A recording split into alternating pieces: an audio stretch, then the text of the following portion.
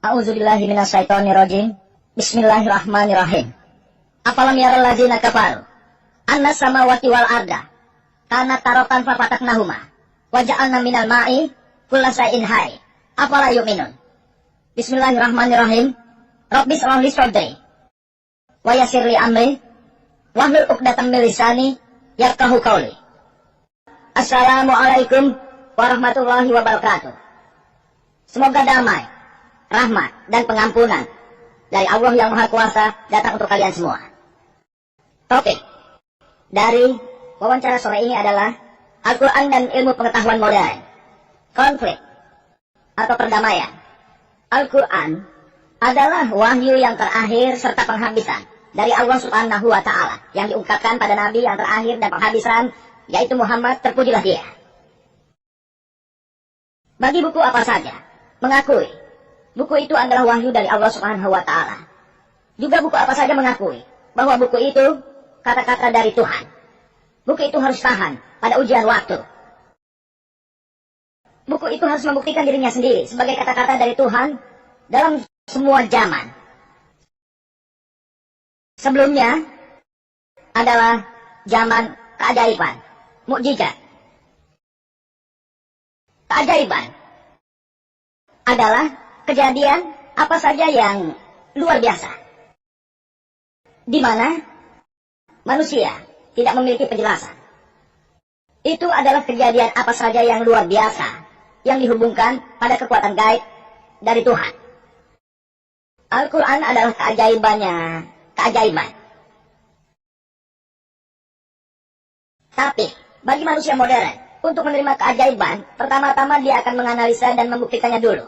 Alhamdulillah, Al-Quran telah membuktikannya sebagai kata-kata dari Tuhan 1400 tahun yang lalu. Bahkan hari ini dia bisa dianalisa dan dibuktikan. Bahkan di masa yang akan datang. Dan dia akan selalu membuktikan dirinya sebagai kata-kata dari Tuhan yang Maha Kuasa. Itu keajaiban semua zaman. Seandainya seseorang mengatakan bahwa dia telah melakukan keajaiban, saya ingin memberikan sebuah contoh dari Baba Pilot. Bahwa dia bertahan dalam air dalam tangki selama 3 hari.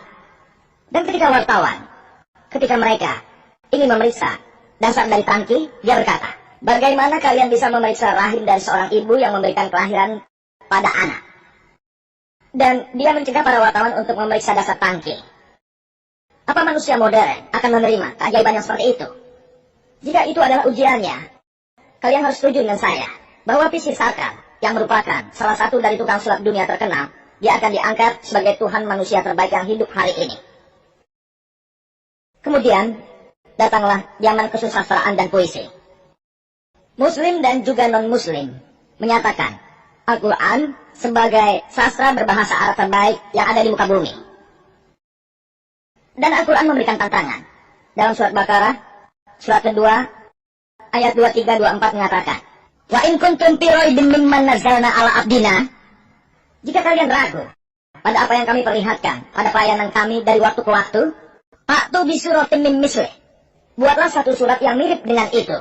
Wad'u syuhada min dunillah in kuntum shadiqin, panggillah saksi-saksimu dan penolongmu jika ada selain Allah, jika keraguanmu adalah benar.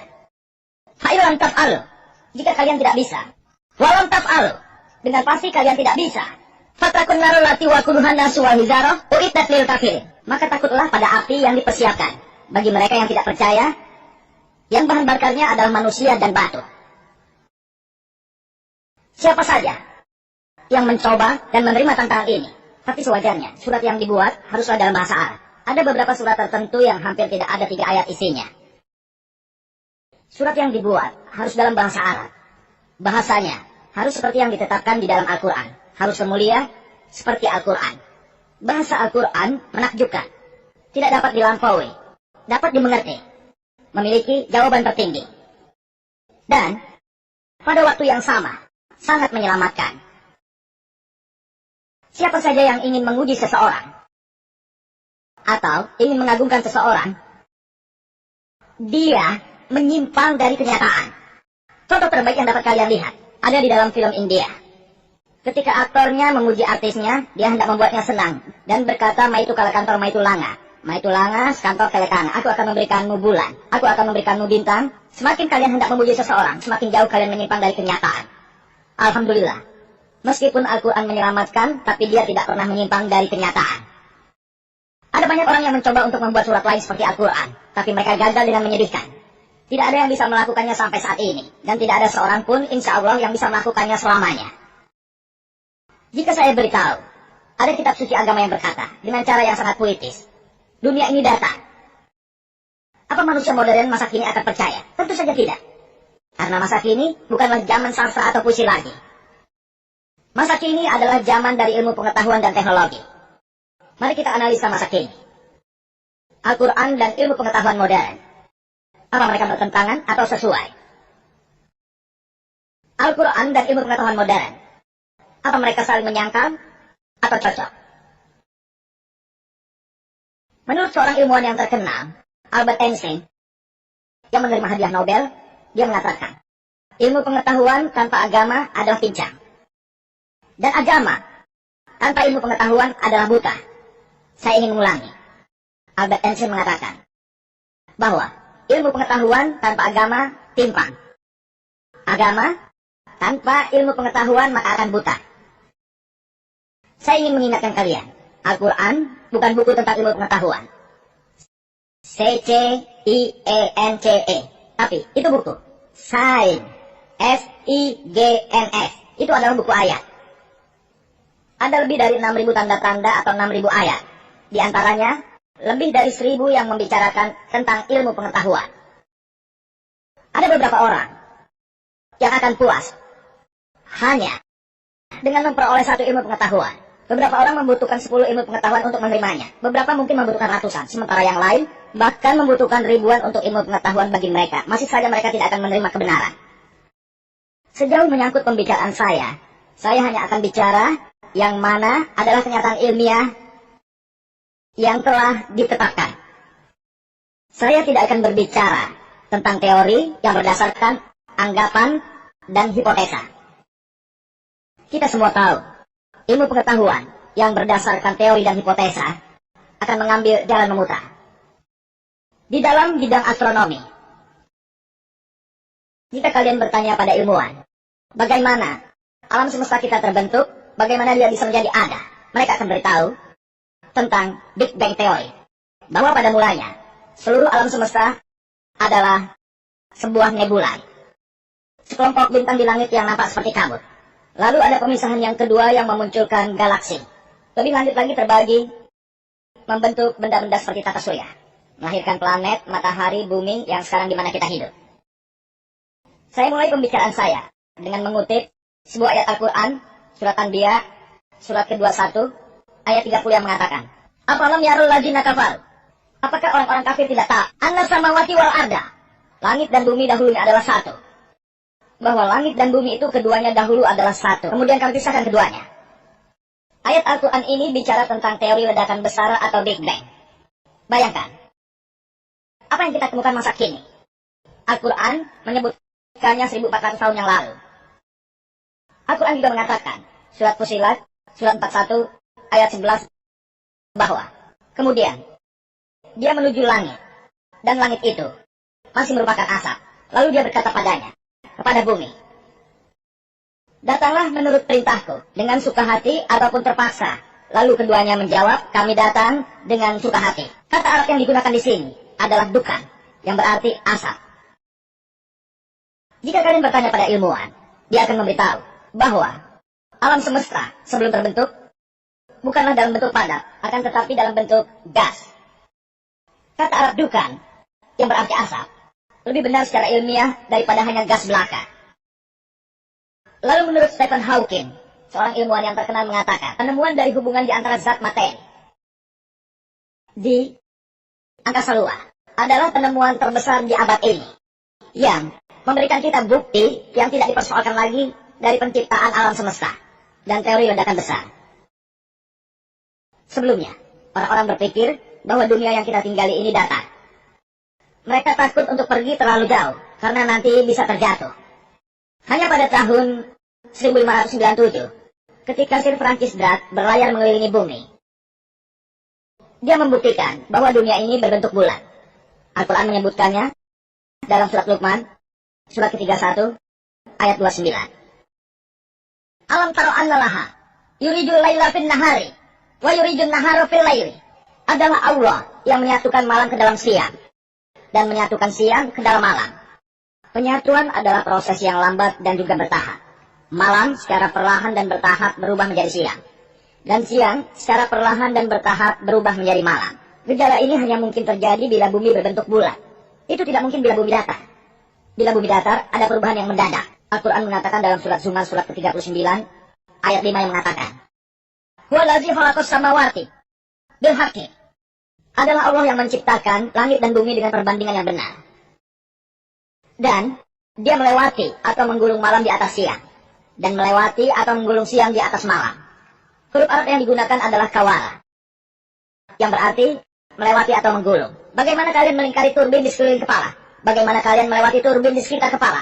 Gejala ini dari malam yang melewati dan menggulung siang hanya mungkin terjadi jika bumi berbentuk bulat. Dan itu tidak mungkin terjadi jika bumi berbentuk datar. Akan ada perubahan mendadak.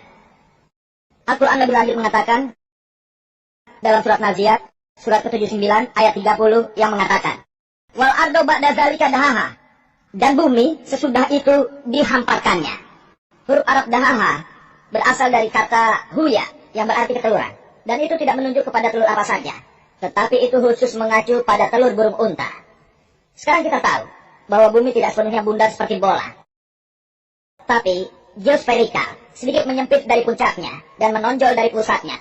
Itu geosferikal. Jika kalian analisa bentuk dari telur burung unta, itu geosferikal, sedikit menyempit dari puncaknya dan menonjol dari pusat. Jadi Al-Quran menggambarkan bentuk tepat geosferikal dari bumi 1400 tahun yang lalu. Sebelumnya kita berpikir bahwa cahaya bulan adalah cahayanya sendiri. Barulah akhir-akhir ini kita tahu bahwa cahaya bulan adalah cahaya matahari yang dipantulkan. Al-Quran mengatakan dalam surat Furqan, surat ke-25 ayat 61. Maha suci Allah yang menjadikan di langit gugusan-gugusan bintang. Dan dia juga menjadikan matahari yang bercahaya dan bulan yang meminjam cahayanya. Al-Quran mengatakan, surat Yunus, surat ke-10, ayat 5. Allah lah yang menciptakan matahari dan cahaya kemuliaannya. Dan bulan memiliki pantulan cahaya. Pesan yang mirip diulang kembali dalam surat Nuh, surat ke-71, ayat 15-16. Kata Arab untuk matahari adalah Syam. Selalu digambarkan sebagai sirat, yang berarti obor. Atau wahad, yang berarti lampu yang hidup. Atau dia, cahaya kemuliaan. Bulan, huruf Arabnya adalah kamar. Selalu digambarkan sebagai munin, yang berarti cahaya yang dipinjam, atau nur, yang berarti pantulan cahaya. Tidak mungkin cahaya bulan digambarkan sebagai siraj, atau wahad, atau dia. Selalu sebagai munir, atau nur, cahaya yang dipinjamkan, atau pantulan cahaya. Al-Quran mengatakan dalam surat Tarik, surat 86, ayat 3 yang mengatakan, An-Najmus Rakib. Huruf Arab untuk bintang najab digambarkan sebagai sakit. Cahayanya digambarkan sebagai sakit. Dia menembus kegelapan dan menghabiskan dirinya sendiri. Sebelumnya, orang Eropa, mereka berpikir bahwa bumi berdiri sendiri di tengah-tengah pusat alam semesta dan semua planet, termasuk matahari, berputar mengelilingi bumi. Itu dikenal sebagai teori geosentrisme. Itu dipercaya oleh para ahli pada abad kedua sebelum Masehi dan dipercayai selama 16 abad lamanya.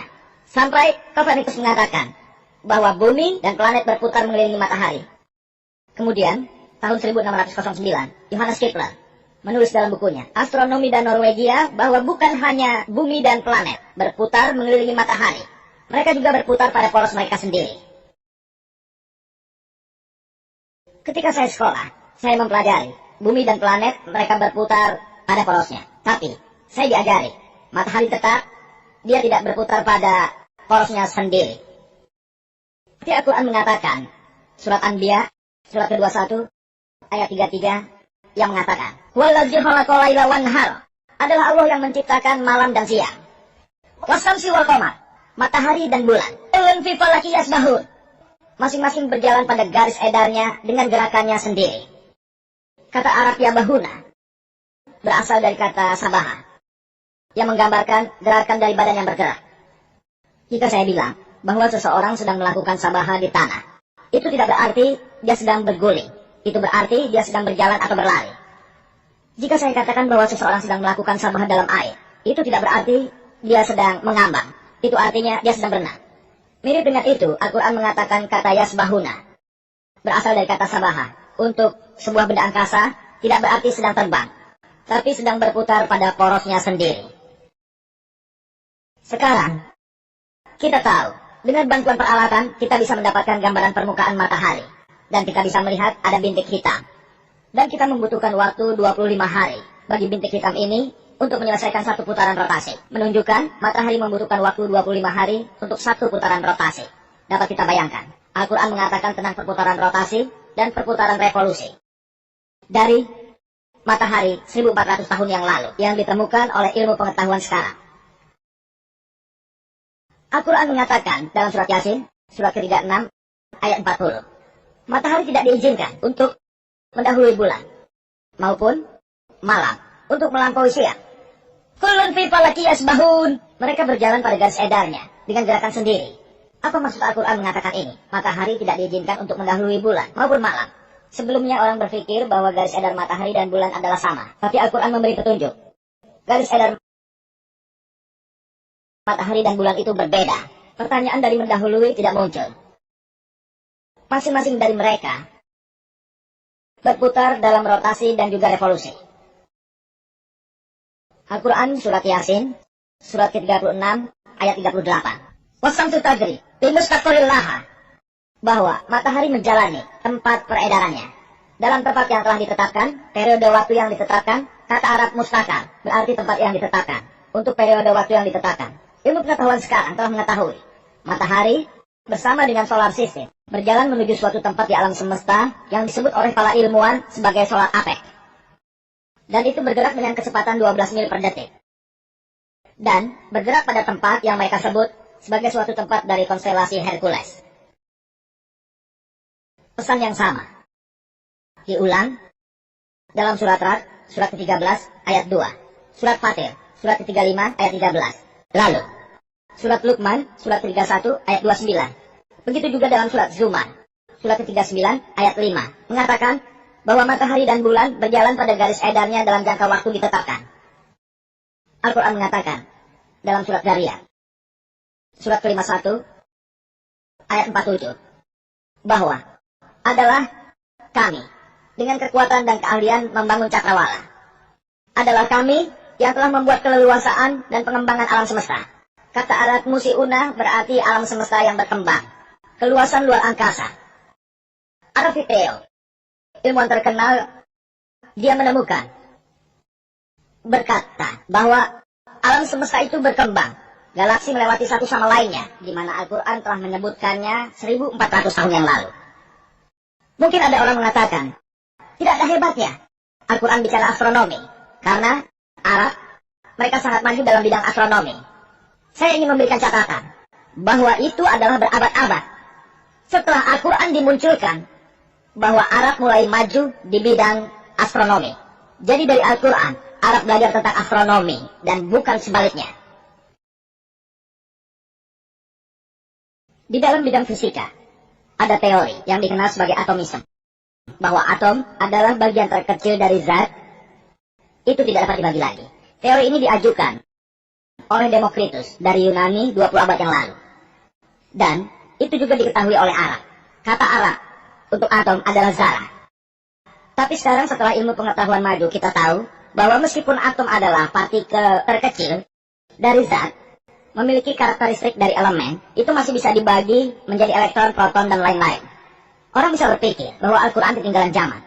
Al-Quran memang bicara tentang zarah, partikel yang amat kecil. Tapi Al-Quran juga mengatakan bahwa itu tidak dapat dibagi lagi. Al-Quran mengatakan dalam surat Saba, surat ke-34, ayat 3, yang mengatakan bahwa ketika orang yang tidak percaya berkata, hari akhir tidak akan datang, katakanlah, itu pasti akan datang dengan pertanda dari Yang Maha Kuasa, yang tahu atas yang gaib, yang memiliki catatan rincian terkecil dari atom, di langit dan di bumi. Dan di dalam catatannya terdapat hal-hal yang lebih kecil dan lebih besar dari atom. Jadi Al-Quran mengatakan ada hal-hal yang lebih kecil dan lebih besar dari atom. Al-Quran tidak ketinggalan zaman, tapi melebihi zaman. Pesan yang mirip diulang kembali dalam surat Yunus, surat ke-10 ayat 61, bahwa di dalam catatan Allah tersimpan hal-hal yang lebih kecil dan lebih besar dari atom. Di dalam bidang geografi, kita pelajari di sekolah tentang siklus perputaran air. Ini pertama kali digambarkan oleh Bernard Panesi pada tahun 1580. Dikatakan, dari air yang menguap dari laut membentuk awan, awan bergerak ke daratan, lalu turun hujan, hujan mengalir ke laut, dan siklusnya terpenuhi. Semua orang berpikir, abad 7 sebelum Masehi, kepercayaan Meltis. Dia berkata, bahwa percikan air laut dibawa oleh angin, dan terbawa ke daratan sebagai hujan. Orang-orang tidak tahu bagaimana air bawah tanah, sumber mata air. Dari mana mereka datang? Jadi mereka berpikir bahwa karena tekanan dari angin pada air, daya dorong angin pada air, itu jatuh ke daratan sebagai hujan.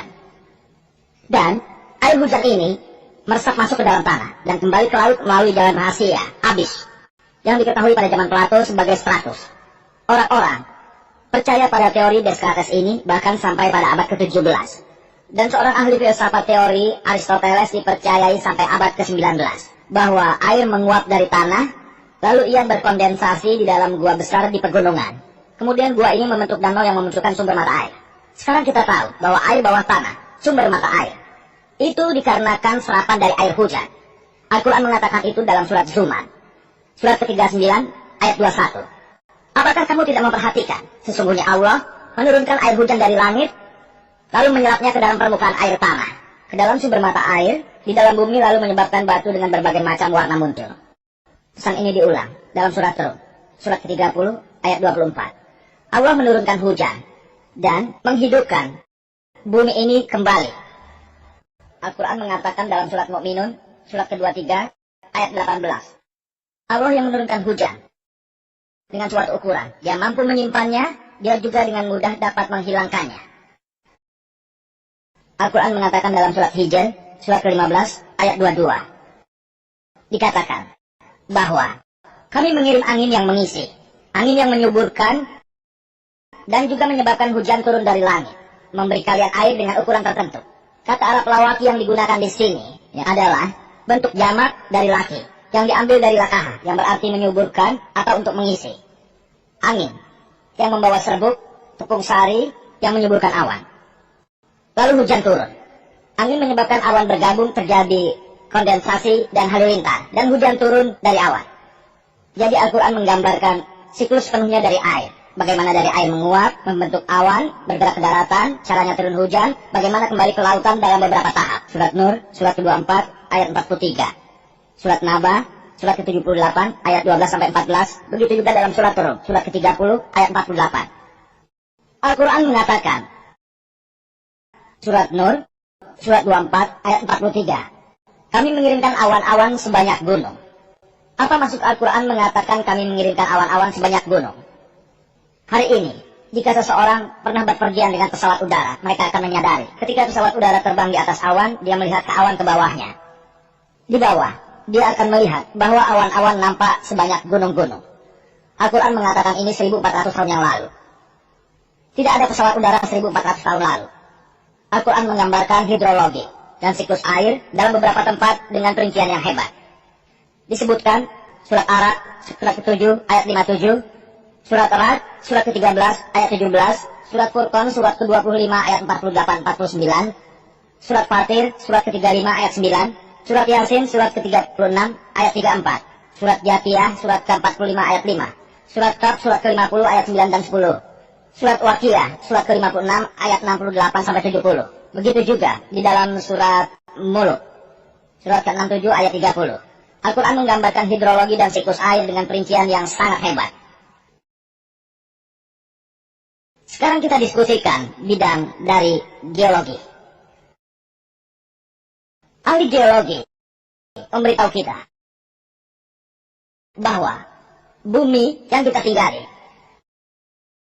lapisan kulit terluar adalah keras dan padat. Lapisan dalamnya panas dan cair, dan tidak bisa ditinggali oleh makhluk hidup. Ahli geologi memberitahu kita bahwa kulit yang di luar sangat tipis, hanya 1-10 mil. Kurang dari 1% dari radius bumi, yaitu 3.750 mil. Dan kulit luarnya sangat tipis, sehingga besar kemungkinan baginya untuk berguncang. Ahli geologi memberitahu kita, itu dikarenakan gejala lipatan yang membuat kenaikan barisan pegunungan. Dan gunung-gunung itu mencegah bumi dari guncangan. Fungsinya sebagai pasar tiang panjang. Quran mengatakan dalam surat Naba, surat ke-78 ayat 6-7 yang mengatakan, kami membuat bumi ini sebagai hamparan. Wal jibala autada, dan gunung-gunung sebagai pasak. Kata Arab autad berarti batang atau pasak, yang telah kita temukan hari ini. Al-Quran mengatakannya di surat Ghoshiyah, surat ke-88 ayat 19. Begitu juga dalam surat Naziat, surat ke-79 ayat 32, yang mengatakan, wal jibala arsaha, kami telah membuat gunung-gunung berdiri dengan tegak. Ada buku yang berjudul The Earth, buku yang sangat terkenal, dan diberitahukan dalam bidang ini, yang sebagian besar edisi terbarunya menceritakan dunia sebagai subjeknya. Salah satu nama penulisnya adalah Francis. Dia memberikan penjelasan tentang gunung dalam buku ini yang disebut bumi, jangan. Dia berkata bahwa fungsi dari gunung adalah untuk menstabilkan kerak bumi. Al-Quran mengatakan hal itu. Keterangan yang sama. Surat Anbiya, surat ke-21, ayat ke-31. Di dalam surat Luqman, surat ke-31, ayat 10. Surat Nahl, surat ke-16, ayat 15. Telah kami letakkan di bumi gunung-gunung yang berdiri dengan teguh supaya bumi tidak berguncang.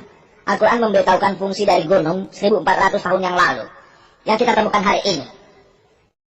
Dalam bidang oceanologi, Al-Quran mengatakan, surat Furqan, surat ke-25 ayat 53, adalah Allah yang telah membiarkan dua kumpulan air yang mengalir.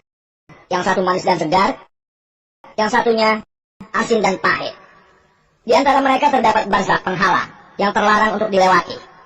Al-Quran mengulangi surat Rahman, surat 55, ayat 19 dan 20. Marajal bahraini yattaqiyan, bainahuma barahul yattaqiyan. Bahwa itu adalah Allah yang membiarkan dua kumpulan air yang mengalir, yang bertemu. Di antara mereka terdapat penghalang yang terlarang untuk dilewati. Kata Arab barzakh berarti penghalang. Dan pernyataan Arab berarti kumpulan air yang mengalir, bertemu dan bercampur. Sebelumnya para ahli tafsir, mereka tidak bisa mengerti dua gambaran yang berbeda dari dua kumpulan air yang mengalir. Dikatakan mereka bertemu dan bercampur, juga dikatakan ada penghalang di antara mereka. Para ahli tafsir Al-Quran tidak bisa menjelaskan apa maksud dari ayat ini sebenarnya.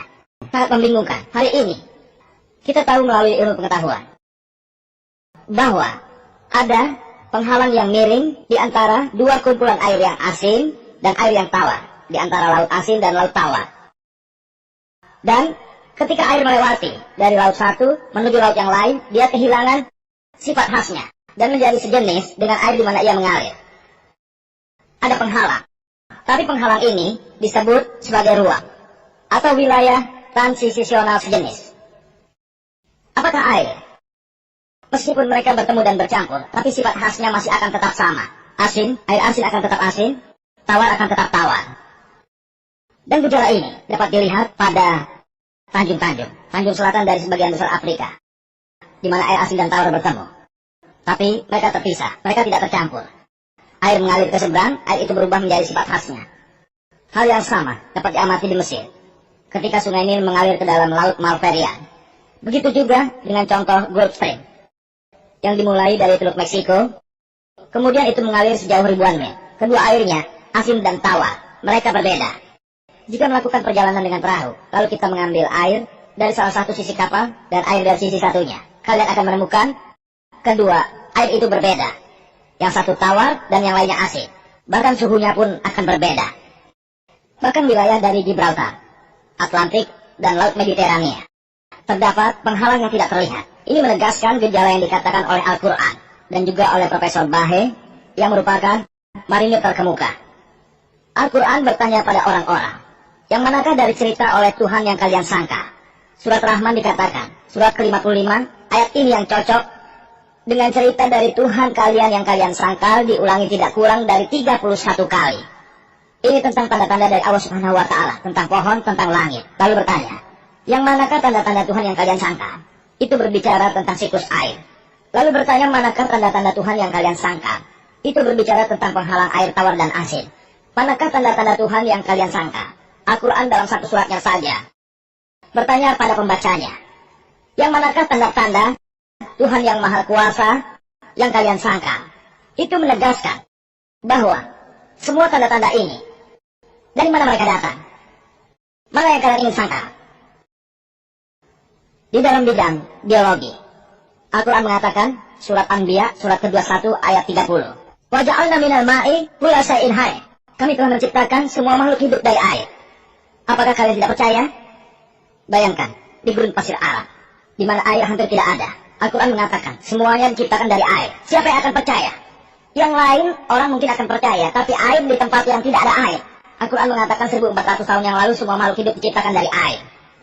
Hari ini kita telah tahu bahwa sitoplasma yang merupakan zat isi pokok dari sel hidup mengandung 80% air. Semua makhluk hidup mengandung 50-70% air. Dan tanpa air, makhluk hidup tidak bisa bertahan hidup. Itu suatu kewajiban. Al-Quran bertanya, wa ja'alna minal ma'i kulla syai'in hayy. Kami ciptakan dari air semua makhluk hidup. Apakah kalian tidak percaya? Allah mengatakan, semuanya diciptakan dari air yang kemudian kita ketahui hari ini. Al-Quran menyebutkan hal itu 1400 tahun lalu. Apa kalian tidak percaya? Dia bertanya pada kalian. Dia menginginkan jawaban. Al-Quran mengatakannya dalam surat Nur, surat ke-24 ayat 45. Bahwa kami menciptakan semua makhluk hidup dari air. Al-Quran surat Furqan, surat ke-25 ayat 54. Kami menciptakan manusia dari air. Bayangkan, Al-Quran menyebutkannya 1400 tahun yang lalu. Dalam bidang botani, kita baru-baru ini tahu, tanaman memiliki dua jenis kelamin, jantan dan betina. Sebelumnya kita tidak tahu. Bahkan tanaman yang tidak berjenis kelamin memiliki ciri-ciri dari jantan dan betina ini. Al-Quran mengatakan dalam surat Taha, surat ke-20 ayat 53. Adalah Allah yang menurunkan air dari langit dan menyebabkan bermacam-macam tanaman tumbuh. Masing-masing berbeda. Berarti tanaman punya dua jenis kelamin, jantan dan betina. Al-Quran surat Ra'd, surat ke-13 ayat 3. Kami telah menciptakan semua jenis buah, berpasang-pasangan 2 dan 2. Buah-buahan memiliki dua jenis kelamin, jantan dan betina. Di dalam bidang zoologi, Al-Quran mengatakan di surat An-Naml, surat ke-6 ayat 38. Bahwa kami telah menciptakan semua jenis binatang yang hidup di bumi. Setiap burung untuk terbang dengan sayap di udara. Untuk hidup dalam komunitas seperti kalian. Ilmu pengetahuan sekarang telah tahu, bahkan binatang dan burung hidup dalam satu komunitas seperti juga manusia. Al-Quran juga menjelaskan tentang burung. Dalam surat Nahl, surat ke-16 ayat 79. Tidakkah kalian memperhatikan burung-burung itu menaklukkan campuran di udara? Tidak ada yang dapat menahan mereka di udara, kecuali dari Allah Subhanahu wa Ta'ala. Al-Quran mengulangi surat Mulk, surat ke-67 ayat 19. Tidakkah kalian mengamati burung di atas kalian? Mereka mengembangkan dan mengatupkan sayap. Tidak ada yang dapat menahan mereka di atas, kecuali dengan kekuatan Allah Subhanahu wa Ta'ala. Dan dia memperhatikan segala sesuatu. Ayat ini dari Al-Quran. Terdapat suatu kemiripan dengan yang ditemukan oleh ilmu pengetahuan modern hari ini. Bahwa burung-burung memiliki rencana migrasi yang tertentu di dalam sistem saraf. Itulah sebabnya, mengapa burung-burung muda, tanpa ada pengetahuan lebih dulu, dia dapat terbang sejauh ribuan mil, tanpa penunjuk jalan. Dan mereka juga kembali ke tempat keberangkatan. Sebuah contoh yang sangat bagus, diberikan Profesor Hamburger dalam bukunya, Power and Fragility, dari burung maten. Burung maten tinggal di Pasifik. Dia melakukan perjalanan lebih dari 15.000 mil. Butuh waktu sekitar 6 bulan. Dan dia kembali ke tempat keberangkatan dalam jangka waktu tertunda lebih kurang dari 1 minggu. Bagaimana caranya bisa mungkin? Ilmuwan mengatakan, pasti haruslah ada program tertentu dari burung ini. Siapa yang program? Tentu saja Al-Quran mengatakan, Allah Subhanahu wa Ta'ala yang menahan mereka di atas. Kata Arabnya, amsaka, berarti untuk melihat atau untuk menahan. Al-Quran mengatakan dalam surat Nahl, surat ke-16 ayat 68-69. Bahwa Tuhan mengajarkan pada lebah untuk membuat sarang di bukit-bukit, di pohon-pohon, dan di tempat tinggal manusia. Untuk memakan apa saja yang dihasilkan oleh bumi. Untuk menemukan jenis jalan Tuhan dengan keahlian yang hebat. Apa yang Al-Quran maksudkan? Dengan Allah Subhanahu wa Ta'ala telah memberitahu lebah untuk menemukan jenis jalan Tuhan. Von Fries, seorang ilmuwan, dia mendapatkan hadiah Nobel tahun 1973 ketika dia menjelaskan kelakuan dari binatang, terutama soal komunikasi dari lebah. Hari ini kita telah tahu ketika seekor lebah pekerja menemukan sebuah bunga yang baru, atau kebun baru di mana ia bisa mengambil madu. Dia pergi dan memberitahu teman-temannya arah yang tepat dan peta dari kebun atau bunga yang baru disebut sebagai tarian lebah. Ketika hari ini kita telah tahu dengan fotografis tingkat tinggi bagaimana cara komunikasi ini diberikan. Jenis kelamin yang digunakan dalam Al-Quran pada ayat ini, surat Nahl, surat ke-16, ayat 68-69, adalah jenis kelamin betina, kuli apas luki, yang berarti betina. Sebelumnya kita berpikir bahwa lebah jantan adalah yang menjadi pekerja. Tidak heran, Shakespeare dengan drama dan puisinya, dia menulis, lebah pekerja, lebah jantan, pergi dan melapor pada raja. Sekarang kita mengetahui bahwa bukan kepada raja dia melapor, tapi kepada ratu. Lebah pekerja bukanlah lebah jantan, tapi lebah betina. Bayangkan, Al-Quran bicara tentang jenis kelamin dari lebah pekerja 1400 tahun yang lalu yang telah kita temukan sekarang.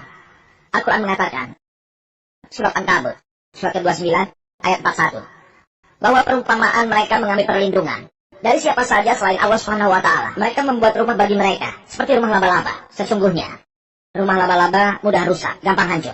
Selain Al-Quran mengatakan bahwa siapa saja mengambil perlindungan dari selain Allah Subhanahu wa Ta'ala, bentuk fisik rumah mereka akan seperti rumah laba-laba, mudah rusak dan gampang hancur.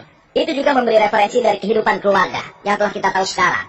Seringkali laba-laba betina membunuh laba-laba jantan. Al-Quran mengatakan dalam surat Naml, surat ke-27, ayat 17-18. Sebelum Sulaiman menggerakkan bala tentara dari jin, manusia, dan burung, lalu mereka sampai ke sebuah lembah kecil semut.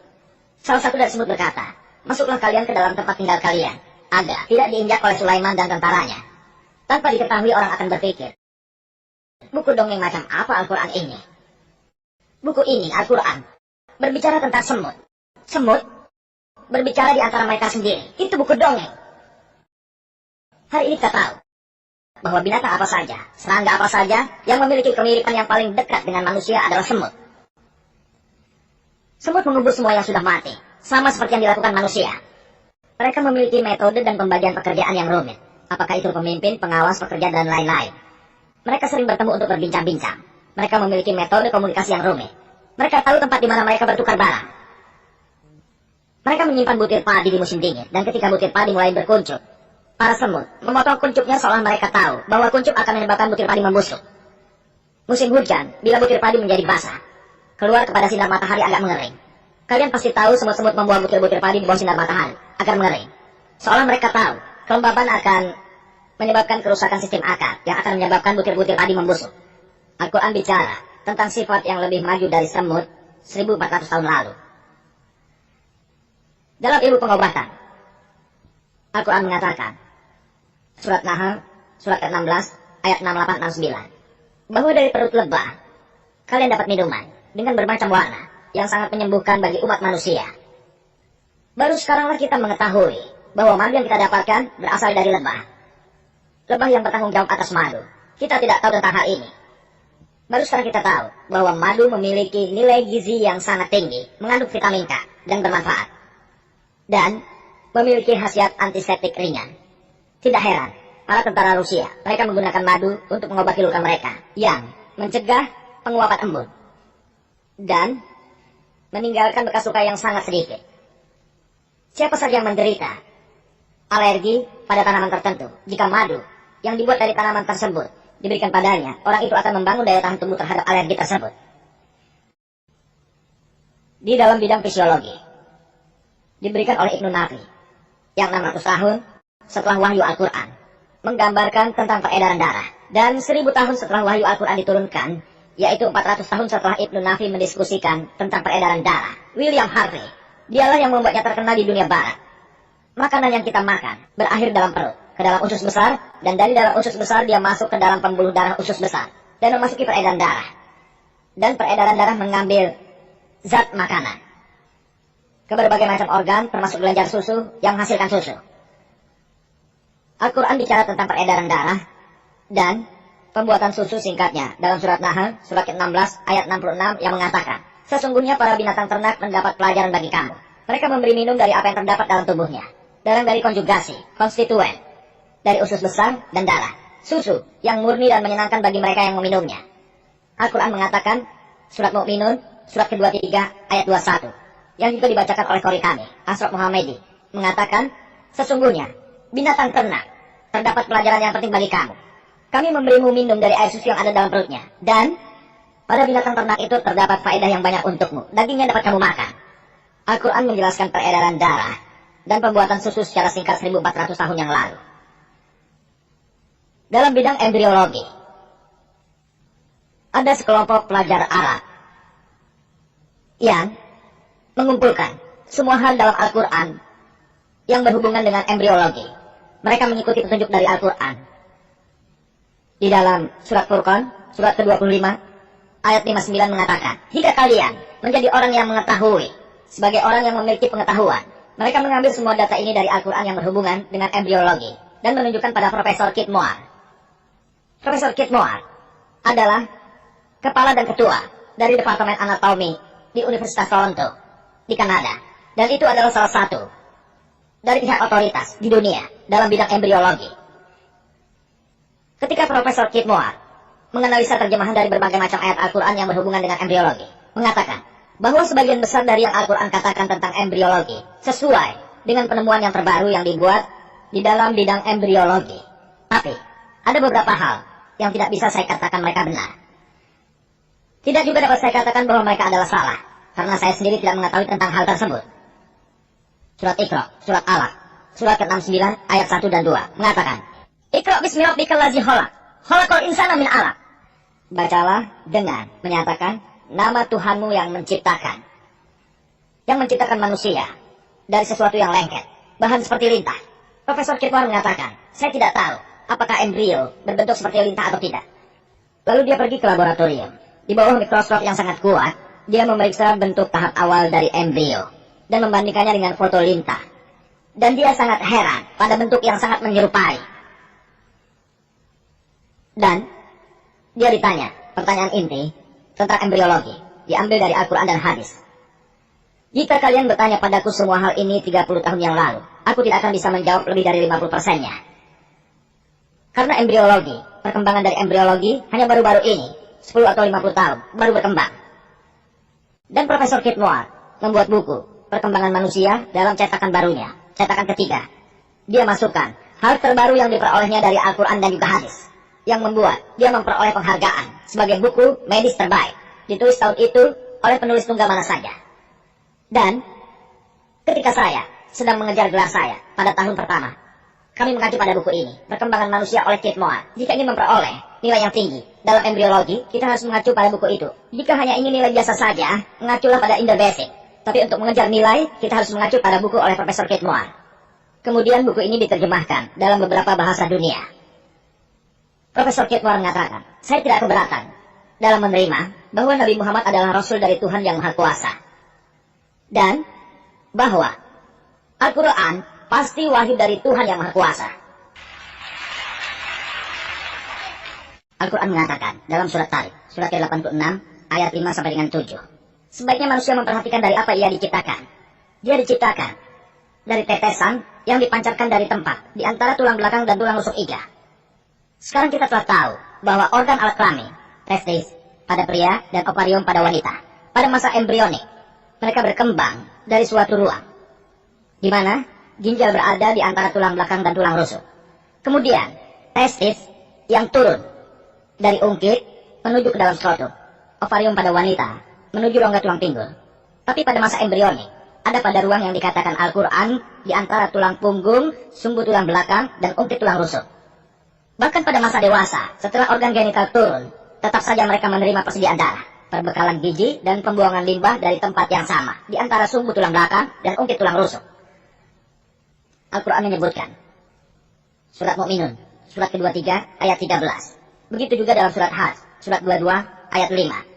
Bahwa kami menciptakan manusia dari sebuah nutfah. Kata Arab, nutfah, bahwa manusia diciptakan dari nutfah, disebutkan dalam Al-Quran, tidak kurang dari 11 kali. Dan kata nutfah disebutkan 12 kali. Manusia diciptakan dari nutfah, disebutkan 11 kali. Kata Arab nutfah berarti sejumlah kecil dari cairan. Al-Quran mengatakan, dalam surat Sajdah, surat ke-32, ayat 8, bahwa kami telah menciptakan manusia dari saripati, dari cairan, Kata Arabnya adalah sulala, yang berarti jumlah yang amat sedikit, atau bagian yang terbaik dari keseluruhan. Sekarang kita telah tahu sebenarnya hanya ada satu sperma yang menembus sel telur, dan hanya satu sperma yang dibutuhkan untuk membuahi sel telur dari 10 jutaan sperma yang dikeluarkan bersama dengan air mani. Al-Quran menunjukkan sebagai sulala, bagian terbaik dari keseluruhan atau nutfah jumlah yang amat sedikit. Al-Quran mengatakan dalam surat Insan, surat ke-76, ayat 2. Inna khalaqnal insana min nutfatin amsad. Kata Arab yang berarti nutfatin amsad, berarti kami telah menciptakan manusia dari sejumlah kecil dari cairan yang bercampur. Nutfatin amsad, sejumlah kecil dari cairan yang bercampur. Ini mengacu pada ketika pria dan wanita mereka bertemu dan membentuk zigot itu masih berbentuk nutfah, sejumlah kecil dari cairan. Itu juga mengacu pada cairan spermatik yang mengandung beberapa sekresi dari berbagai macam gland, misalnya testis, sirofluid, yang mengandung spermatozoa. Itu juga termasuk sekresi dari seminal resil, air mani, yang merupakan tempat penyimpanan dari spermatozoa, tapi tidak mengandung alat perantara yang membawa. Itu juga mengacu pada pengeluaran dari kelenjar prostat, yang memberi tekstur krim dan bau dengan sifat tertentu pada sperma. Begitu juga dengan kelenjar yang berhubungan dengan uretra, kelenjar kufal, kelenjar litera, yang memberikan tekstur khusus daripada sperma. Al-Quran menunjuk kepada nutfatil amsad, sejumlah kecil dari cairan yang bercampur. Pria dan wanita bercampur dikelilingi oleh cairan ini, yang bertanggung jawab atas kelahiran manusia. Al-Quran mengatakan dalam surat Zumar, surat ke-39, ayat 6. Kami menciptakan manusia dari rahim seorang ibu, secara bertahap, satu setelah yang lain, dalam 3 jalan ke-8. Profesor Kitmore mengatakan 3 jalan ke-8 ini mengacu pada bagian dalam perut ibu, tembok rahim, dan juga selaput embrio atau janin. Al-Quran juga mengatakan tentang genetika. Al-Quran mengatakan, surat Najm, surat ke-53, ayat 45-46. Kami telah menciptakan manusia, menjadikan mereka laki-laki dan perempuan, dari sejumlah kecil cairan yang dipancarkan. Tentu saja jika itu dipancarkan haruslah cairan laki-laki. Al-Quran mengatakan bahwa laki-laki lah yang bertanggung jawab atas jenis kelamin dari anak.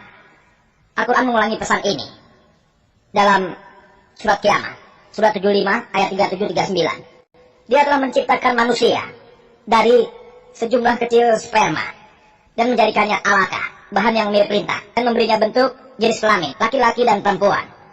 Kata Arabnya, nutfatan, mimman yumna, yang berarti sejumlah kecil sperma. Al-Quran mengatakan, sejumlah kecil sperma diperlukan untuk jenis kelamin dari anak.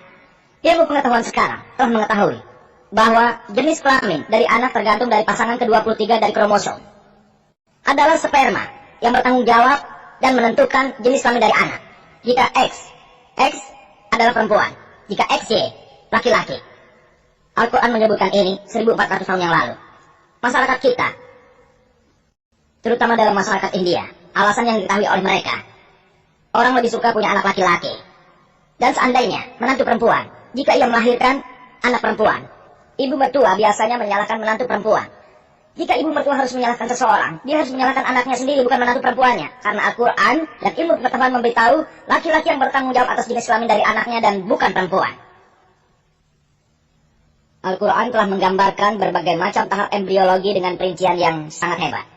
Surat Mu'minun, surat ke-23, ayat 12-14, mengatakan, kami telah menciptakan manusia dari saripati tanah, lalu menjadikannya setetes, menaruhnya di dalam kalari makin, tempat yang aman. Artinya bagi alaka, sesuatu yang melekat sebagai pengganti, membuat alaka menjadi mudghah, gumpalan berbentuk tabung. Membuat mudghah itu sebagai izzaman, tulang, dan melapisi izzaman dengan lahem, yaitu daging. Lalu menjadikannya suatu makhluk. Maha suci dia, pencipta yang paling baik. Ayat ini dari Al-Quran, dari 12 ke 14 dari surat Mu'minun, surat ke-23 menggambarkan tahap-tahap embriologi dengan perincian yang hebat. Itu dimulai dengan mengatakan kami telah meletakkan nutfah, jumlah yang sedikit, ke dalam kararin makin, tempat yang aman. Embriologi memberitahukan bahwa janin dilindungi dengan kokoh oleh tulang belakang dan otot rahim dari ibu, sepenuhnya oleh dinding rahim, dinding uretra, dan begitu juga dengan selaput janin. Itu berlanjut, kami menjadikannya alaka, bahan yang seperti lintah, sesuatu yang melekat. Kata Arab alaka memiliki 3 arti. Sesuatu yang melekat, bahan yang seperti lintah, dan juga gumpalan darah. Alhamdulillah, ketiga arti tersebut adalah khas. Karena janin pada tahap awalnya melekat pada dinding rahim dari ibunya. Itu terlihat seperti lintah, seperti dipastikan oleh Profesor Kitmoa. Itu juga bersikap seperti lintah, seperti penghisap darah. Dia mengambil persediaan darah dan nutrisi dari ibunya. Pada tahap ini jika terjadi aborsi, konsepnya adalah itu terlihat seperti gumpalan darah. Gumpalan darah dan juga lintah. Al-Quran dengan satu kata menyatakan 3 arti yang mana sesuai semuanya. Al-Quran menyebut kata ini alaka tidak kurang 6 kali. 2 kali dalam surat Mu'minun, surat ke-23 ayat 12-14, surat Hajj, surat ke-22 ayat 5, surat Ghafir, surat ke-40 ayat 67, surat Qiyamah, surat 75 ayat 38. Begitu juga dalam surat Iqra, surat 96 ayat 2. 6 kali itu disebutkan. Sebelumnya, pada abad ke-17, orang-orang berpikir bahwa sperma adalah tempat kediaman manusia miniatur.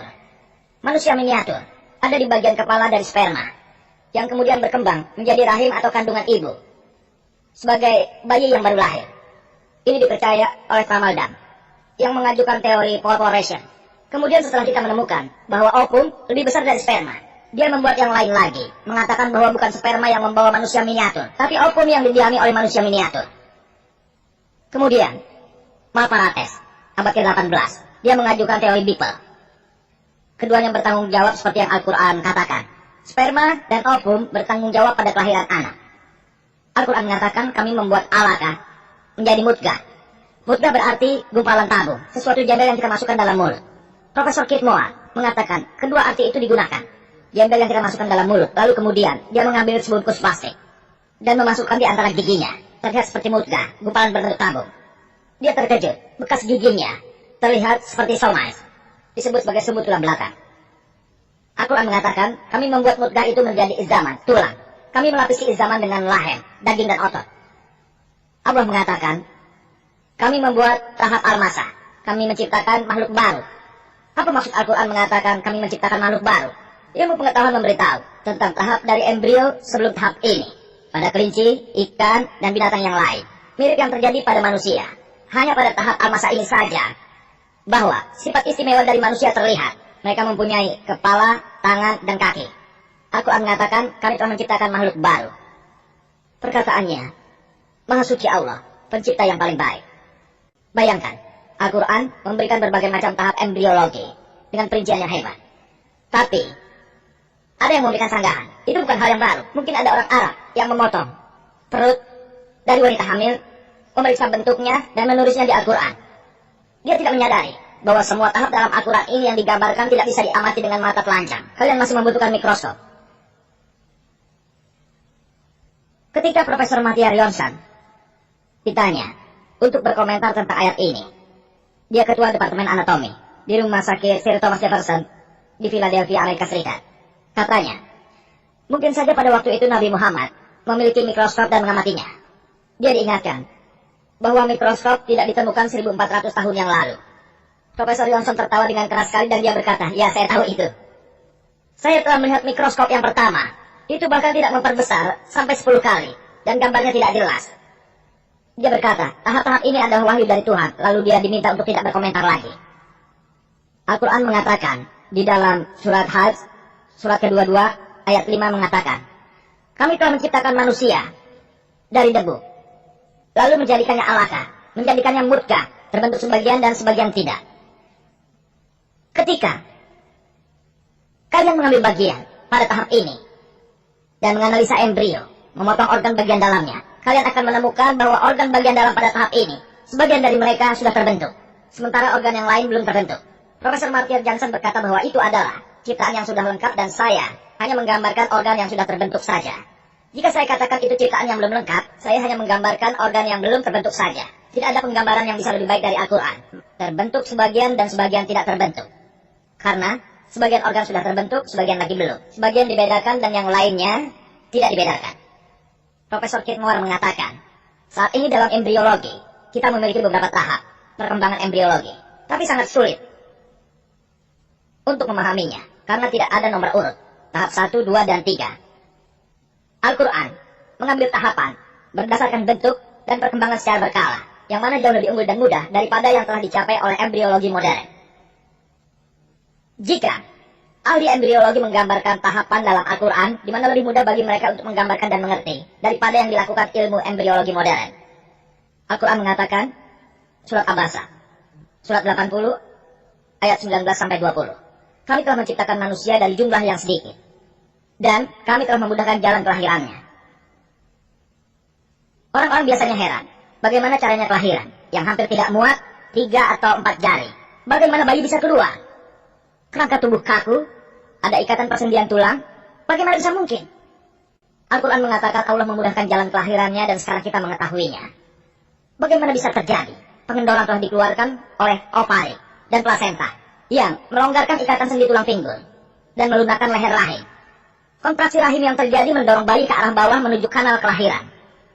Bagian belakang dari ketuban yang pecah menyediakan permukaan yang licin bagi bayi untuk keluar untuk meluncur. Dan berbagai macam gerakan yang dilakukan oleh bayi ketika kelahiran memudahkan pergerakan melalui persendian pinggul. Dikatakan Allah memudahkan jalan kelahirannya. Al-Quran memberikan tanda-tanda. Dia menunjukkan pada kalian berbagai macam tahap perkembangan embrio. Siapa yang dapat menggambarkan semua tahapan ini? Apa kalian lalu tidak percaya? Apa kalian percaya pada Al-Quran? Al-Quran mengatakan, surat Sajdah, surat ke-32, ayat 9. Kami berikan manusia kemampuan pendengaran dan penglihatan. Diulangi lagi, surat Insan, surat ke-76, ayat 2. Kami telah berikan kemampuan pendengaran dan penglihatan pada manusia. Sekarang kita tahu, indera pertama yang berkembang adalah pendengaran. Al-Quran bilang pendengaran lalu penglihatan. Waktu bulan ke-5, telinga sudah lengkap. Kemudian waktu bulan ke-7 dari kehamilan, mata pun terbuka. Al-Quran memberikan urutannya. Pertama-tama pendengaran, lalu penglihatan. Profesor Durgarov, yang merupakan seorang ahli dalam bidang geologi kelautan, yang mengajar di Universitas King Abdul Aziz di Jeddah. Dia diminta untuk memberikan komentar pada Al-Quran surat Nur, surat ke-24, ayat 40, yang mengatakan bahwa keadaan bagi yang tidak percaya adalah bagaikan pekatnya kegelapan di lautan yang luas dan dalam, meliputi gelombang, di atas gelombang lagi, dengan awan gelap di puncaknya. Dalamnya kegelapan, lapisan demi lapisan. Ketika seseorang mengulurkan tangannya, dia hampir tidak bisa melihatnya. Allah memberikan cahaya pada yang diinginkannya. Jika tidak, kalian tidak bisa melihat. Profesor Durgarov mengatakan bahwa ayat ini dari Al-Quran tidak membicarakan tentang laut yang biasa. Itu membicarakan tentang laut yang dalam. Sekarang hanya dengan bantuan dari benda seperti kapal selam, kita tahu di dalam lautan yang gelap itu sangat gelap. Sebelumnya kita tidak tahu, karena manusia tanpa bantuan tidak bisa menyelam lebih dari 20 atau 30 meter dalam air. Jika kalian melakukannya tanpa bantuan, kalian mati. Sekarang kita tahu, dengan bantuan dari alat-alat yang kita miliki, bahwa di dalam laut itu sangat gelap. Kita mengatakan kegelapan ini dikarenakan dua kejadian. Pertama, karena penyerapan warna yang berurutan pada lapisan-lapisan. Kita tahu, cahaya memiliki 7 warna. Kita mempelajari di sekolah untuk lebih mengingatkannya. Vibgion, warna dari pelangi, Vibgion. V untuk violet, I untuk indigo, B blue, G green, Y yellow, O orange, red, R untuk red, Vibgion, 7 warna. Profesor Durgarov mengatakan bahwa ketika cahaya memasuki lautan, sampai 15 atau 20 meter pertama, warna merahnya yang diserap. Dan jika seseorang masuk ke dalam air sekitar 30 meter, jika dia berdarah, dia akan terluka. Dia tidak akan bisa melihat darahnya sendiri karena warna merah tidak mencapainya. Kemudian 30 meter menyerap warna jingga. Warna kuning diserap oleh 50 sampai 100 meter selanjutnya. Hijau oleh 100 sampai 200 meter. Biru lebih dari 200 meter. Ungu dan nila jauh setelah 200 meter. Karena itu, lapisan dari gelapnya lautan dikarenakan oleh terserapnya warna secara berurutan pada lapisan-lapisan. Penyebab kedua lapisan-lapisan ini, Profesor Durgarov mengatakan, karena penghalang, seperti awan. Ketika cahaya matahari mencapai awan, awan menyerap cahaya. Karena itu ada kegelapan di bawah awan. Kemudian cahaya menjadi tersebar. Setelah tersebar, dia menabrak permukaan gelombang dari lautan. Ini adalah penghalang kedua. Gelombang laut memantulkan cahaya permukaan dari gelombang di lautan. Sinar cahaya itu yang tidak dipantulkan, mereka memasuki lautan. Karena itu, kalian mendapatkan 2 macam lapisan di lautan. lapisan di permukaan dan lapisan di dalam. Lapisan permukaan berbentuk dan terang. Lapisan dalam mereka gelap. Dan lapisan permukaan di dalam lautan ini, mereka terbagi oleh gelombang bagian dalam. Kita manusia tidak tahu bahwa ada gelombang di dalam. Kita hanya tahu tentang gelombang di permukaan. Pada tahun 1900-an kita baru mengetahuinya, bahwa ada gelombang di dalam bawah air, yang dikenal gelombang bagian dalam, yang dibagi permukaan dari lautan dan dalam dari lautan. Bayangkan, Al-Quran menyebutkannya. Kenapa orang tidak percaya? Bagaikan pekatnya kegelapan dari lautan yang luas dan juga sangat dalam. Dari mereka, gelombang di atas gelombang, itu berarti laut dalam ada di sana, gelombang dalam ada di sana. Di atasnya gelombang di permukaan. Selanjutnya, di atasnya dengan awan yang gelap. Awan penghalang. Bahkan awan punya lapisan. Ketika seseorang mengulurkan tangannya, dia hampir tidak bisa melihatnya. Hanya bila Allah memberinya cahaya, dia bisa melihat. Bahkan ikan yang berenang di dalam lautan, mereka tidak bisa melihat kecuali mereka memiliki cahaya. Bahkan kapal selam yang menyelam masuk ke dalam air, mereka membawa cahaya sendiri. Jika tidak, mereka tidak bisa melihat di dalam air. Ketika Profesor Lugaro ditanya, bagaimana ini bisa disebut dalam Al-Quran 1400 tahun yang lalu? Dia bilang, tidak mungkin ada seorang manusia yang bisa menyebutkan ayat ini. Jadi Al-Quran ini pasti adalah wahyu dari Tuhan. Al-Quran mengatakan pada surat Qiyamah, surat ke-75, ayat 3 dan 4. Orang yang tidak percaya bertanya, bagaimana Allah Subhanahu wa Ta'ala dapat menyusun kembali tulang belulang kami? Allah mengatakan, kami tidak hanya bisa menyusun kembali tulang belulangnya, kami bahkan bisa menyusun kembali ujung jemari dengan susunan yang sempurna. Ketika mereka berkata, setelah kami dikubur, setelah tulang belulang kami menjadi hancur, bagaimana caranya Allah pada hari pengadilan menyusun kembali tulang belulang kami? Allah mengatakan, dia tidak hanya bisa menyusun kembali tulang belulangnya, dia bahkan bisa menyusun kembali ujung jemari kalian dengan sempurna, sangat sempurna. Itu mengacu pada persoalan sidik jari yang ditemukan oleh Sir Francis Galton tahun 1880. Dia mengatakan, tidak ada dua sidik jari dari dua orang akan sama meskipun dari 1 juta orang. Tidak heran polisi, CID, CIA, dan FBI, mereka menggunakan ukuran sidik jari untuk mengenali penjahat. Al-Quran bicara hal tersebut 1400 tahun lalu. Dia tidak hanya bisa menyusun kembali tulang belulangnya, bahkan bisa menyusun kembali ujung jemari kalian dengan susunan yang sangat sempurna. Allah Subhanahu wa Ta'ala bertanya pada kalian di surat Nisa, surat keempat, ayat 82. Apalah yang tadabbaruna al-Qur'ana, walau kana min indi ghairillah, lawajadu fihi ikhtilafan katsira. Tidakkah kalian memeriksa Al-Quran dengan teliti? Kalian merenungkan Al-Quran dengan teliti, bahwa jika itu berasal dari orang lain selain Allah, akan terdapat banyak penyangkalan, akan terdapat banyak pertentangan. Al-Quran memberikan kalian tantangan. Ini Al-Quran. Cobalah dan temukan satu buah pertentangan saja. Cobalah dan temukan satu buah kesalahan saja dalam Al-Quran. Itu memberikan kalian tantangan, tantangan terbuka. Mengapa kalian tidak analisa Al-Quran dengan teliti? Jika itu berasal dari orang lain selain Allah, akan terdapat banyak penyangkalan. Sebelum saya akhiri, ada contoh dari Profesor Tagala Tagalsan. Sebelumnya, dokter beranggapan hanya otak saja yang bertanggung jawab atas rasa sakit.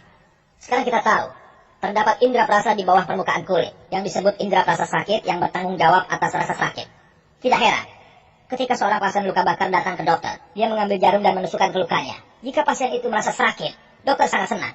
Itu berarti hanya luka bakar luar. Indera perasa sakit masih utuh.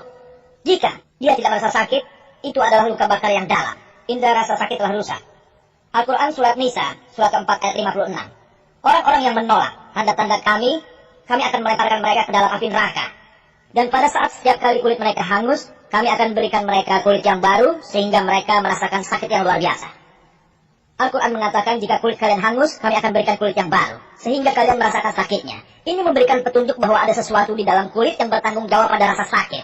Petunjuk atas indera peraba rasa sakit. Ketika Profesor Tagala Tagalsan, dia adalah ketua Departemen Anatomi di Universitas Chiang Mai di Thailand. Dia diberikan terjemahan dari ayat ini. Dia menghabiskan waktu meneliti indera peraba rasa sakit. Dia mengatakan tidak mungkin Al-Quran dapat mengatakan ini. Ini baru saja ditemukan. Bagaimana itu mungkin? Dia tidak setuju. Kemudian setelah memeriksa Al-Quran, setelah membuktikan Al-Quran, dia sangat terkesan. Di dalam konferensi medis Asia Tenggara yang ke-8 di Riyadh, dalam konferensi itu, dia mengucapkan syahadat. La ilaha illallah Muhammadur Rasulullah. Tidak ada Tuhan selain Allah dan Nabi Muhammad adalah Rasul Allah.